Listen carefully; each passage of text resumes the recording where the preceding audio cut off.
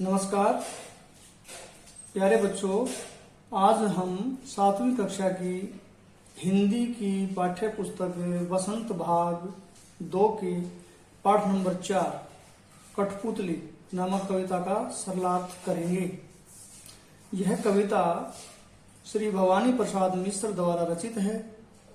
इस कविता में कवि ने कठपुतली के माध्यम से प्राणी मात्र की आजादी एवं आत्मनिर्भरता की भावना को प्रकट करने का प्रयास किया है।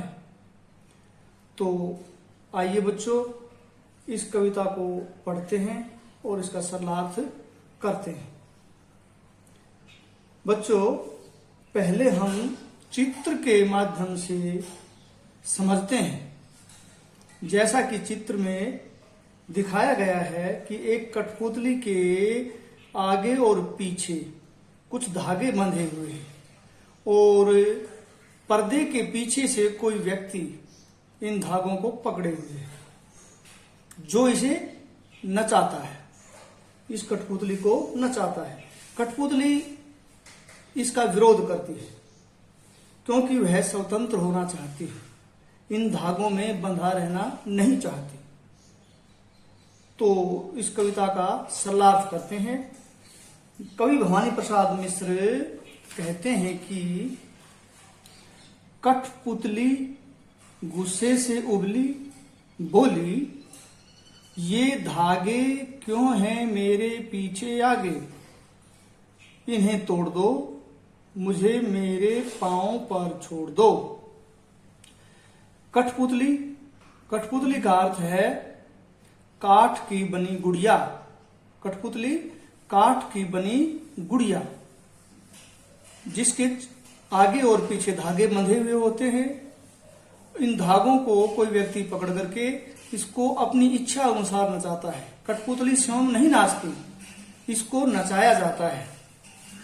नचाने वाला अपने भावों के अनुसार ही इसकी भाव भंगिमा करता है। तो कठपुतली का अर्थ है काठ से बनी गुड़िया, जिसे धागों से बांध करके कोई नचाता है। कठपुतली गुस्से से उबली, बोली, गुस्से से उबली, गुस्से में भरकर, क्रोध में भर करके बोलना, ये धागे क्यों हैं मेरे पीछे आगे।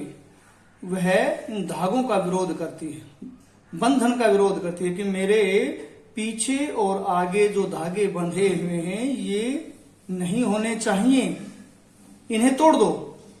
वह इनसे मुक्त होना चाहती है, इन्हें तोड़ दो, अर्थात वह इन धागों से मुक्त होना चाहती है। मुझे मेरे पांव पर छोड़ दो और स्वतंत्र होना चाहती है, आत्मनिर्भर बनना चाहती है। गुड़ी कठपुतली अपने आप में स्वतंत्र होना चाहती है, वह अपने पैरों पर खड़ा होना चाहती है। एक बार फिर से देखिए, इस पहले पद्यांश में कवि भवानी प्रसाद मिश्र कठपुतली के माध्यम से किस प्रकार से आजादी के स्वर को एक विद्रोह के रूप में दर्शाते हुए कहते हैं।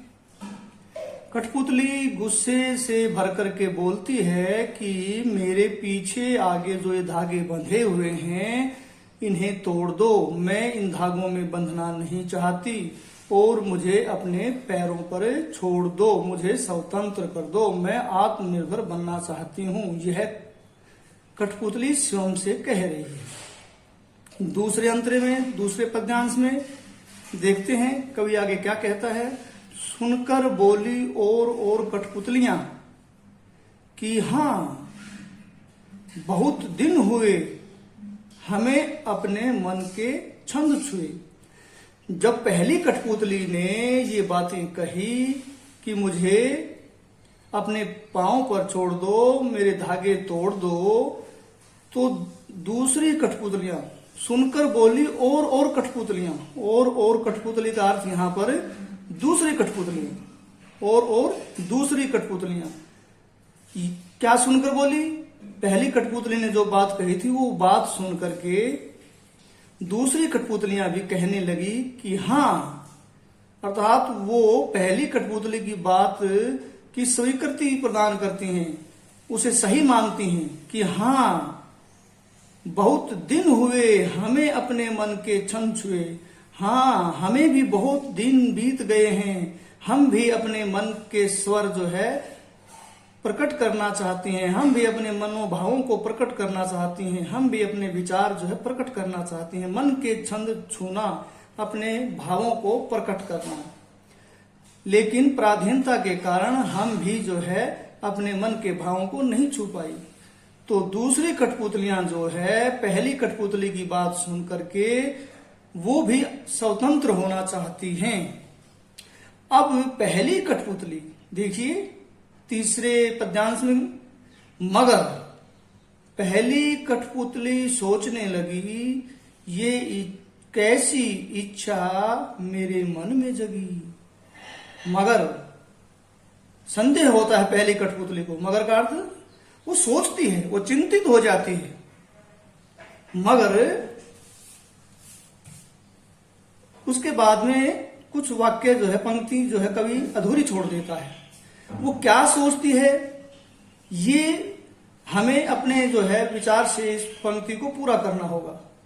शायद आप ऐसा इस पंक्ति को पूरा कर सकते हैं, मगर मैं अकेली यह सब कर पाऊंगी, मगर मैं अकेली यह सब कर पाऊंगी। मगर प्रश्नवाचक चिन्ह, क्योंकि पूरी कविता प्रश्न शैली में लिखी गई है। मगर मैं अकेली यह सब कर पाऊंगी, पहली कठपुतली ऐसा सोचती है, उसके मन में एक इच्छा प्रकट होती है कि दूसरी कठपुतलियों ने भी स्वतंत्र होने की बात कही है, तो क्या मैं इन्हें स्वतंत्र करा पाऊंगी, ऐसा वो सोचती है। ये सोच करके वो चिंतित भी होती है। पहली कठपुतली सोचने लगी, ये कैसी इच्छा मेरे मन में जगी कि स्वतंत्रता प्राप्ति करने की ये इच्छा मेरे मन में कैसे आई, कहां से आई। वो इस प्रकार से चिंतित हो जाती है। तो विद्यार्थियों, इस कविता में कवि ने कठपुतली के माध्यम से स्वतंत्रता के स्वर को उजागर किया है। यह एक संदेशपूर्ण कविता है, प्रश्न शैली में लिखी गई है, इसमें विद्रोह के भाव उजागर हुए हैं। कविता आपको अच्छे से समझ में आ गई होगी। धन्यवाद।